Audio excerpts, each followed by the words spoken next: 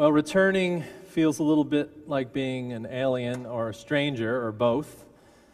I know that you know that when you go on a trip and return home, everything seems a little different. Being away from here for over 3 months on sabbatical and then a couple weeks of vacation brings with it a kind of getting used to how things are operating, kind of like jumping on a moving train. But it feels good, it feels like home, mostly because of you and the faces I see in this sanctuary today. In some ways it feels a little like the Eliot poem, Little Gidding, which famously said, "We shall not cease from exploration, and at the end of all our exploring will be to arrive where we started and know the place for the first time." And so I feel as if I'm getting to know this place again, and it'll take a while, so be gentle with me. There's no way I can get into the weeds of anything at the moment because I'm just trying to figure out where I am. What I'm going to talk today about is the sabbatical a little bit, and next week a little bit about my book, so bear with me. I'm trying to process all of this as the last great challenge of the sabbatical is to try to make some sense of it. A sabbatical is a rare thing. I know most of you will not have sabbaticals. They're reserved now for clergy and faculty, and it is a gift of time. A sabbatical comes with no constraints and no expectations, really. Comes with the promise of restoration. It's not a vacation, which tends to have some expectations attached to it, but it's a gift of the holiness of time. And for this, I am grateful. The roots of sabbatical come out of Sabbath, as you know. Many sermons have been preached here about the Sabbath. If you come out of the Jewish tradition, you know a lot about the Sabbath, which is when the sun goes down on Friday night, everything that you are doing, all work, ceases. It is a time of rest and reflection. So sabbatical comes out of this notion of Sabbath. For the Jews, the Sabbath is anything from the extremes, like I have some cousins in Israel who are Orthodox Jews, and they don't even tear the toilet paper on the Sabbath. They have to do that before the Sabbath so that they're not doing any work. All the way to when I lived in Israel, we would play soccer all day on Saturday and enjoy the company of friends around the pool at the kibbutz, but all work was stopped. So this notion of Sabbath is an important one in the spiritual lives of really all traditions.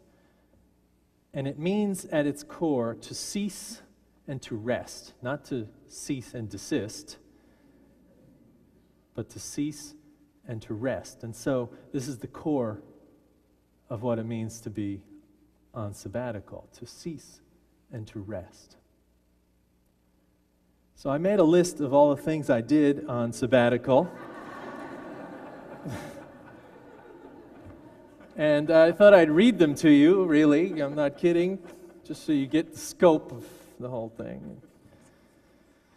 I rode 2,307 miles across the country from Dallas to the Boston area.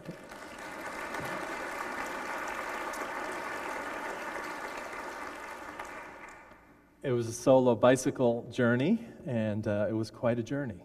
You'll probably be hearing about it for a long time.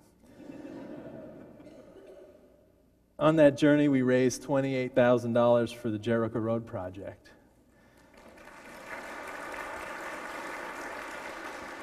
It's a long list, so you might want to hold the applause. I landed in Concord, Mass., which was the end goal, and was met by the church there and honored in their worship service. I returned here briefly, actually, to take my son up north to camp to Massachusetts. I spent 5 weeks in Vermont writing a book in a little cabin overlooking a pond in a town called Walden. And I'll tell you more about that next week. I spent time with friends who have been my friends for over 25 years. I rode a bicycle around Vermont. I hiked mountains, including Mount Washington in New Hampshire. I ate good local food. I went to church in Vermont, to 2 UCC churches, one a small church with a little organ and about 20 people in it, and the other with a wood stove that heated the church in the winter with pipes that ran all around the congregation to keep them warm. On the door in the foyer, it was written in chalk. It said, "Do not split wood in the foyer."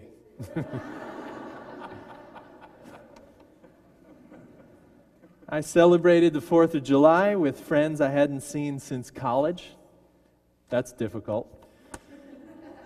I reconnected with my Tai Chi teacher of 27 years and started up my practice again. I preached in the Burlington, Vermont church, which is at the top of Church Street. It's the icon of the city of Burlington. Personally, it is also where my parents found Unitarian Universalism and where I refound Unitarian Universalism as a young adult and student at the university there. So preaching had a tender quality to making a circle there for me. I celebrated my mother's 75th birthday. I saw all my siblings, for better or worse. I saw my nephew perform in a rock band at a food truck festival. I spent time with friends in Boston who were making a film. You will see this film. It has Robert Downey Jr. in it. It's going to be good. I traveled to my brother-in-law's wedding in London. I watched my daughter read in the wedding in a garden in London. We went to all the sites in London. We traveled to the south of France to where my wife has family. I read a 1,000-page book sitting by the pool and the sea. I ate too much French bread. I hiked up the Rocky Mountain hanging over Nice. I spent time with new Australian family from the wedding. I visited and paddleboarded with friends in Saint-Tropez. I did a ropes course with my daughter and wife. I traveled back to the edge of the Thames where my brother-in-law lives. I watched the tide come in and out. I saved a man drowning in the Thames. No kidding, this is true. He had thrown himself in, and I didn't dive in, but I made sure he got out. I drank good beer, and I ate too much again, and I went to all the other sites in London. I saw one of my best friends in the world, who I hadn't seen for a while. He and I have been friends for 25 years, and we had our families together. We hiked in the Lake District and bicycled in the Yorkshire Dales, felt middle-aged, drank good beer and cooked and enjoyed long stories of our adventures with our families. I drove on the wrong side of the road back to London. I bicycled around London. I drank lots of tea. I packed up the family, came back to Boston, and then landed back here. Now, some of that was vacation and not sabbatical, but most of that doesn't sound a lot like ceasing and resting, does it? Except it was. Because the distinction is that when I left here, the day after our church picnic in April, on a bicycle with over 2,000 miles ahead of me, I was not going to build anything or acquire anything, but rather to glide into the hand of time. And that was where the rest was on this sabbatical. As I pedaled through this amazing country at 12 to 14 miles an hour, I saw things I would not have seen driving a car. From the caterpillars crawling across the road in Tennessee, to migrating birds, to the kindness of humanity. In all these travels and all these things that I've listed, I was experiencing the realm of time. On the road, the people I met in restaurants and gas stations said to me, either you got fired from your job or you're independently wealthy. Because from their perspective, living in the realm of space, the realm of building and acquiring, someone wandering on a bicycle had something wrong with him. But my task for me was to move through the realm of time, not those realms that they lived in. Once they heard my story, it made sense to them. And at each turn, they were amazed at what I was doing, and they encouraged me. People gathered around in places like Lexington, Kentucky. They brought the mayor over to introduce, and they said things like, "The average man, he just can't do that." I was given food and shelter and kindness the whole way. Experiencing the realm of time didn't mean that I was in the lack of a hurry. I hurried across Arkansas.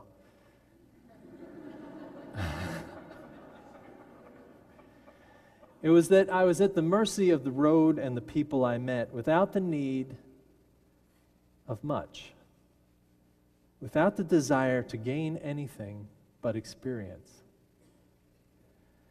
You see, that urge within us to gain and to acquire is a challenge to being grounded and present in the world. When you strip away everything in your life, you become what half the world is, which is not defined by what we own. And you can open yourself up to the movement of time in a real way, in the way that a camper by the side of a river or on a mountain knows when they observe the sun rise and fall, when they observe life occurring. The spiritual lesson is within that observation, that Sabbath-like observation, that life is not about the acquisitions we make, but about the presence of time. Time is the heart of existence, said Rabbi Joshua Heschel in his book, in my favorite book in the world, called The Sabbath. Time is the heart of existence. What he means by this is it's not space, it's not gaining control or power that is the goal of our lives, but time, the precious commodity that we all have but no one owns, that no one can distort, that no one can destroy. We can only shape it and give it paths to travel and move. And being aware of the movement of time is the essence of who we are. Now, to gain control of the world of space is what we do. We, the human species, have done this ever since we put the markings on the cave wall, all the way to the building of amazing architecture in the world. Everything we have done, and rightly so, has been to claim space. But the spiritual disciplines of the world say that the claim of time is the essence of the spiritual life, which is the essence of Sabbath. In that realm of time, we can observe the world, not only its movements, but our thoughts about it. And some would say that in that observation, we connect with the holy and can be reborn to ourselves. So what you gave me in those last 3 months was time. For this, I am grateful to you. For me, in receiving that time was to enter into the holy. And I understood some important things about myself and the world again because of it. Although when I asked some folks about what I should talk about today, they said, "Tell us all the great thoughts you had during your sabbatical." Alas, the Sabbath is not about great thoughts. It is about the composting of thoughts. It is about the creating of the soil from which great thoughts can come. There were days on my bicycle trip where no thoughts were particular, none were made at all. But the process and the rhythm of the experience of time was the preparation for returning, where thoughts become important. So, with some trepidation, here are some observations anyway that I made during my sabbatical, particularly during that bicycle journey. Some that are personal and some that are universal. The first is that our country, while amazing, is also in serious trouble. When you ride through this country at 12 miles an hour, you see the depth of the poverty that we live in. Boarded up towns, people without work, people without motivation or hope. I do not know the answer, but I know that our Jericho Road project can make a dent, at least locally, in the poverty that we live near. The other thing is that the Beatles were right, that we all do live in a yellow submarine. All 7 billion plus of us. We are packing this world, we are bending the earth toward our needs and our desires. As you travel through the world, you see the jammed roads, the real estate that is more precious every day. You see the people and the crowds, and each one of them talking about the strange weather. We, the humans on this planet, are straining the yellow submarine at its edges. I don't know the answer to that, although I heard we're moving to Mars. That was in the news yesterday. You missed it. One thing I learned is that we can do amazing things, that we human beings.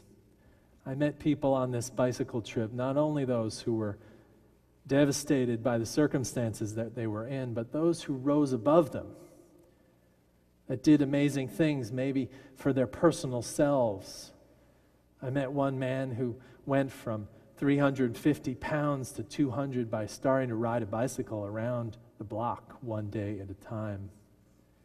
I met people who started clinics for the poor and made a difference in their communities because they knew, despite all the despair that they lived around, they could do even one thing, like mentoring one person at a time about how to better their lives.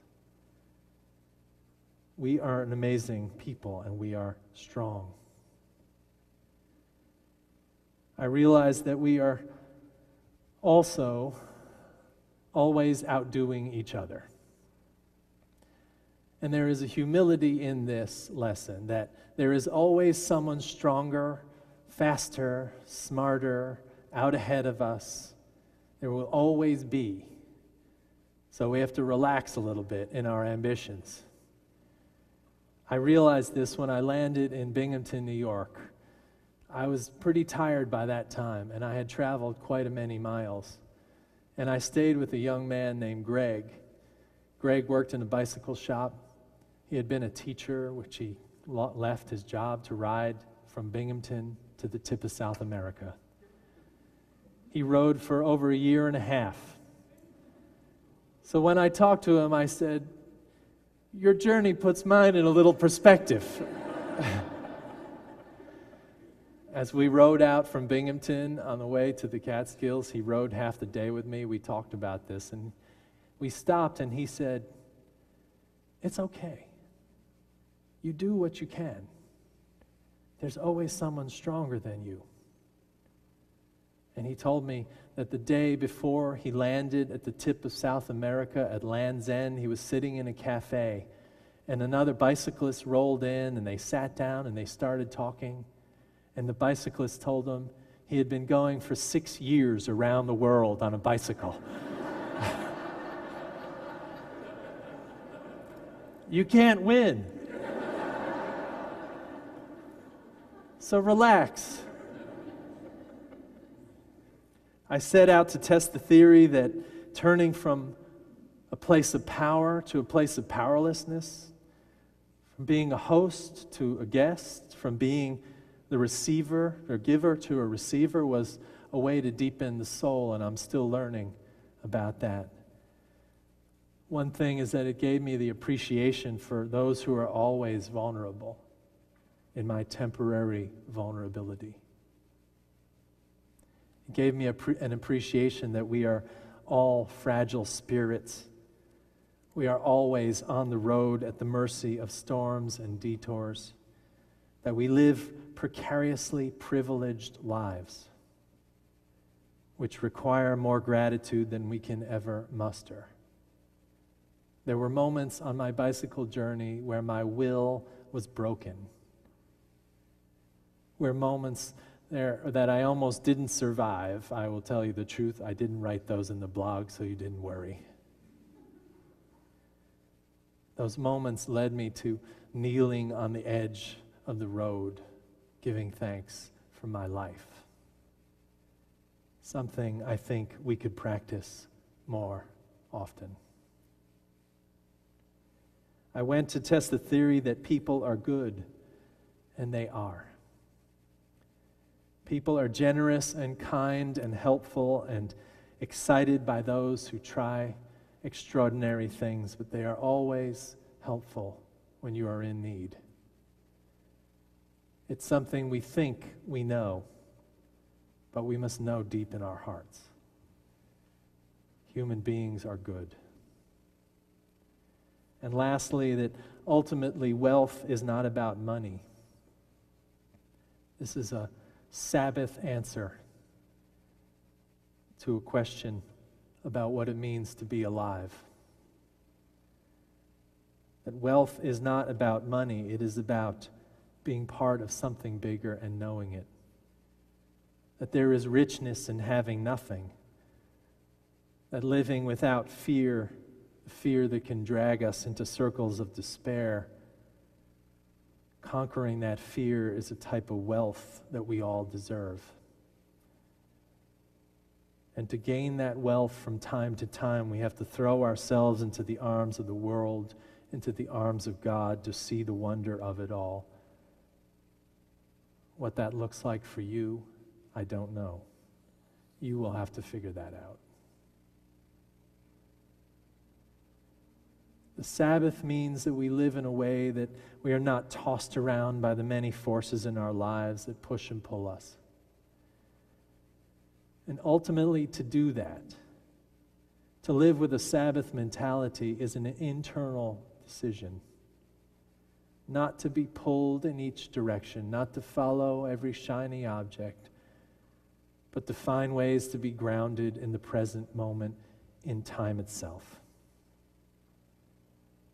To have the Sabbath does not require we go on long journeys, though it can help bring perspective.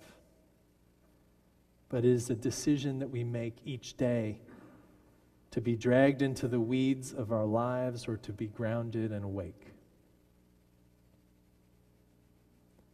Now, sometimes it takes leaving home on a bicycle or going to a foreign land to realize this. But sometimes I think the goal should be that we just find a deep satisfaction with who we are, with where we are, and what we have. That is what the Sabbath calls us to do. As the poet said, to want to stop wanting, to hang dreaming between the pillars of obligation, to love that which sends us in ways destroying our egos, but to rest deeply in the hands of time.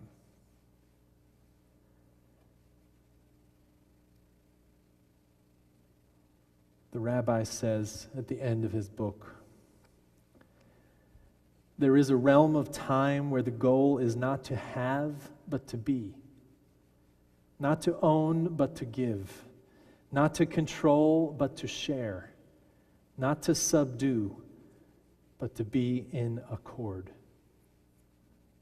This is the goal of the Spirit.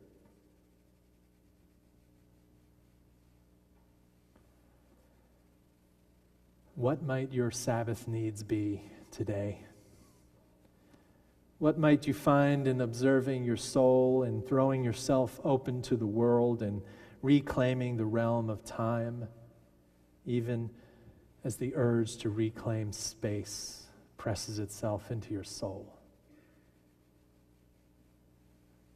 If you can answer those questions, you can have the Sabbath.